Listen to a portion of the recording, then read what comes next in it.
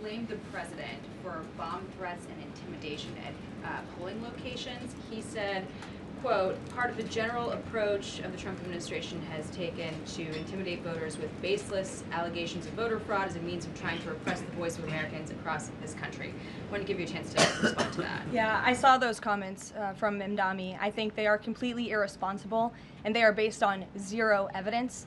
And I think this is just another example of how the Democrat Party unfortunately stands for nothing. All they stand against is President Donald Trump.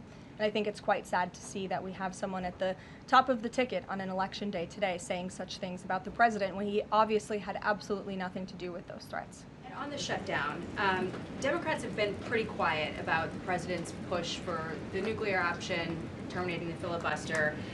Is there any concern around here that Democrats might actually want Republicans to get rid of the filibuster so that one day, when they're in power again, the door's already open for them to pack the Supreme Court, give statehood to D.C. and Puerto Rico, make mail-in balloting permanent, those kinds of things? I think the president has been very realistic and strong in his position on the filibuster. He's been very vocal about it. I just spoke to him about it. He feels really strongly about this.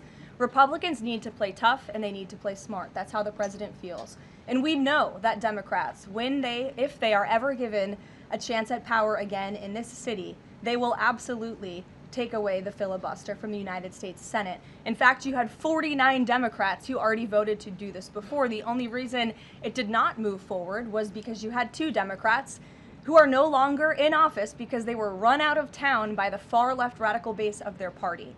And so President Trump is quite clear on this. He wants to see Republicans move as many good pieces of legislation for our country forward in the next 3 years of his administration as they possibly can, and the filibuster is one means to doing that. Talk to Johnson and Thune about it. I know that they had both voiced some opposition. Have there been any conversations with them? He has. He's made his position to them very clear, both publicly and privately. Ouija. Can you help clear up some confusion about SNAP benefits? Because Sure. the president just posted that they will only be given out when the radical left Democrats open the government and not before. But just yesterday, the administration said it would comply with a court order to expend the full amount of SNAP contingency funds by end of business day yesterday. So did the administration distribute that money or defy that court order? No, the administration is fully complying with the court order. I just spoke to the president about it.